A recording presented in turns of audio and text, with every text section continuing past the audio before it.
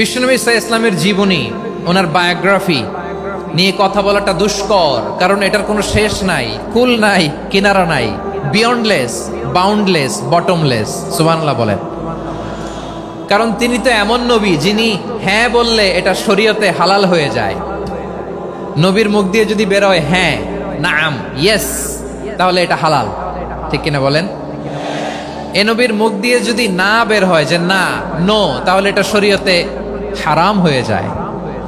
কেমন নবী আমরা পেয়েছি, যিনি হ্যাঁ বললে হালাল, না বললে হারাম, যিনি সাব্বাবা, এই আঙ্গুলি উপরের দিকে উঁচু করলে চাঁদ ভেঙে দুই টুকরা হয়ে যায়, যে নবী জমিন থেকে পা উঁচু করলে আল্লাহর আরশে মেরাজে চলে যায়।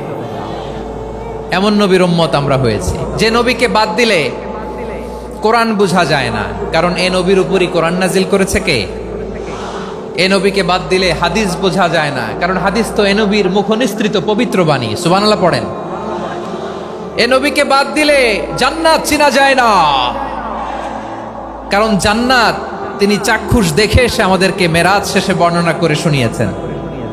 এ নবীকে বাদ দিলে জাহান্নাম চেনা যায় না, এ নবীকে বাদ দিলে আমার রবকে চেনা যায় না, ঠিক কিনা বলেন? তো বিশ্বনবীর পাঁচটি বৈশিষ্ট্যের কথা আল্লাহ তাআলা এই সূরাতে উল্লেখ করেছেন। আল্লাহ রাসূল সাল্লাল্লাহু আলাইহি ওয়াসাল্লাম যখন মক্কাতে দাওয়াত দিচ্ছিলেন, মক্কার কুরাইশরা নানাভাবে বিষ্ণু ইসা ইসলামকে কষ্ট দিচ্ছিল, নানাভাবে ট্যাগিং করছিল, মিথ্যা অপবাদ দিচ্ছিল। কখনো কখনো তারা বিশ্বনবীকে বলছিল মিথ্যাবাদী, কাযযাব। কখনো বলছিল যে তুমি হচ্ছে জাদুকর, সাহের। কখনো বলেছে শায়ের, মুহাম্মদ তুমি কবি। কখনো বলেছে কাহেন, মুহাম্মদ তুমি গণক। এবং কখনো বলেছে মুহাম্মদ তুমি হচ্ছে মাজনুন, মানে পাগল। আওয়াজ করে সবাই পড়ুন নাউযু বিল্লাহি মিন যালিক।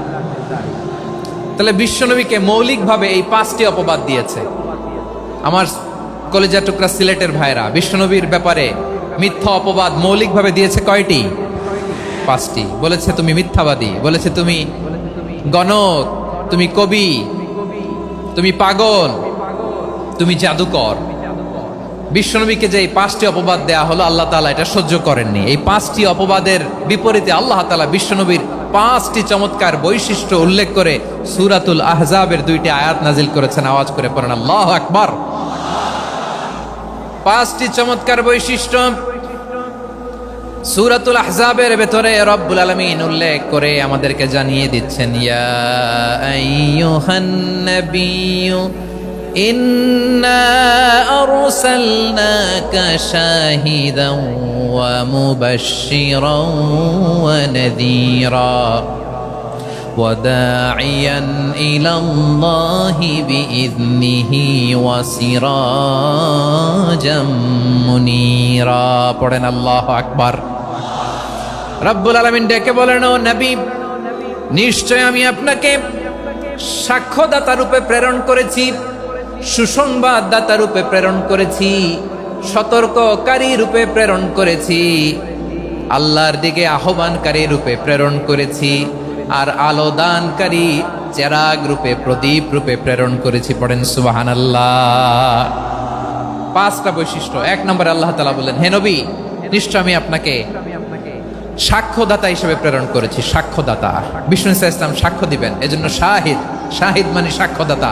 আওয়াজ করে বলুন, শাহিদ মানে কি? তিনি সাক্ষ্য দিবেন। মুবাশশির, দুই নম্বর বৈশিষ্ট্য হচ্ছে তিনি মুবাশশির। মুবাশশিরুম বিরাহমাতিল্লাহি ওয়া বিল জান্নাহ।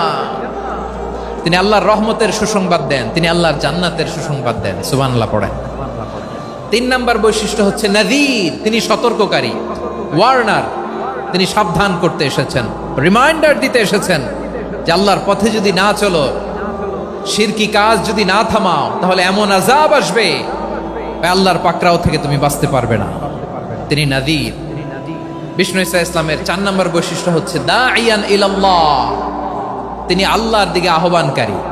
এই যে আমরা আমাদেরকে পরিচয় দেই যে আমরা দাঈ, বলি না? বলি যে উনি হচ্ছেন একজন দাঈ ইলাল্লাহ। বহু বচনে আমরা বলি আদ-দুআত ইলাল্লাহ। এটা কোরআনের এই আয়াত থেকে এসেছে। সুবহানাল্লাহ পড়েন। ওয়া দাঈয়ান ইলাল্লাহি বিইذনিহি, আল্লাহর আদেশে বিষ্ণু ইসা ইসলাম আল্লাহর দিকে মানুষকে ডাকেন। এবং বিষ্ণু ইসা ইসলামের 5 নাম্বার বৈশিষ্ট্য হচ্ছে সিরাজাম মুনীরা, আলোদানকারী প্রদীপ, আলোকদীপ্ত প্রদীপ, যে আলো দিয়ে তিনি গোটা বিশ্বকে আলোকিত করেছেন। আওয়াজ করে পড়েন আল্লাহু আকবার।